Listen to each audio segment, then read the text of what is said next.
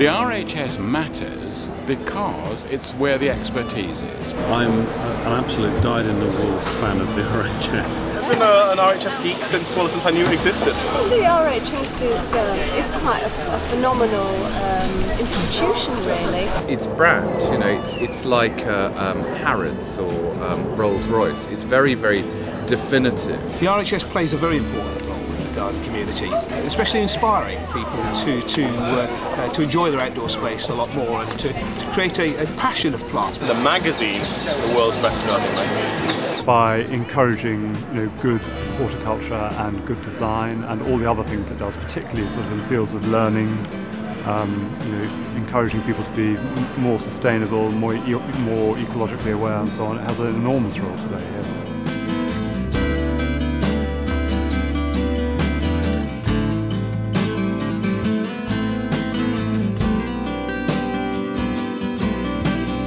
Well, the RHS is a leader in horticulture. It can mobilise people. It can really reach out to communities. It can really get people excited about things. And that's the great thing about Chelsea, of course. People come here and they are excited. It's the only organisation that you can really rely on for good information, correct information. They act, I suppose, as a sort of central anchor, sort of hub onto which everything else can kind of hang and radiate. If it wasn't for the RHS, really our career, both David, my co-designer, and me started out at RHS shows. And if it wasn't for that, we wouldn't be garden designers. It's really important that we get young people involved. It's not just Chelsea that we can do that at, though. We have our other shows, Hampton Court, Tatton Park. They're really important in bringing the talent through, so that then we provide them with a platform such as Chelsea to really excel at. The Chelsea Flower Show actually gave me my big break in gardening. The amount I've learned from the RHS is incredible. And then having all the gardens to visit as well, I think it's really important, and the magazines are good too. Without the RHS encouraging people how to plant, the advice available on the website, it's fabulous. It's a really, really incredible resource. Britain, we all know, is famous for its gardens, but you can't just go on saying we're famous.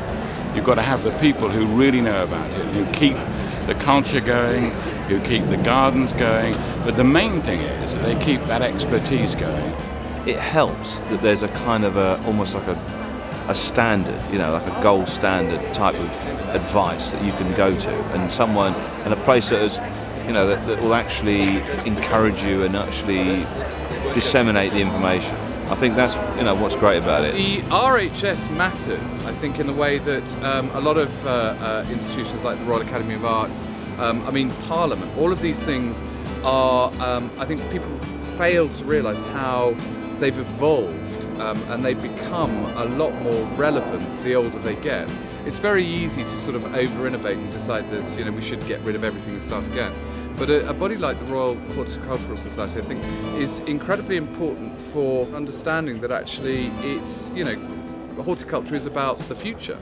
Gardening isn't boring. Gardening is really exciting. I think it's just often sold in quite a dusty package.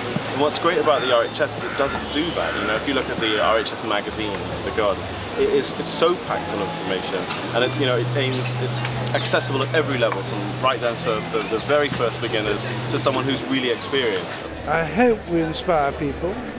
That's what we want to do. We want to make them feel that anybody can garden.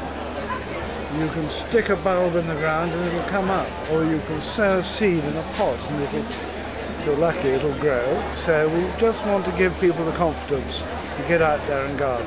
So I'm a member of the RHS. The RHS plays a vital role within the gardening community, which I thank you profusely and profoundly. It's a very important role, supportive, educative, informative, and every other possible way. I'm going to have to go because otherwise I'm not going to get to see any of this before the Queen comes. So goodbye.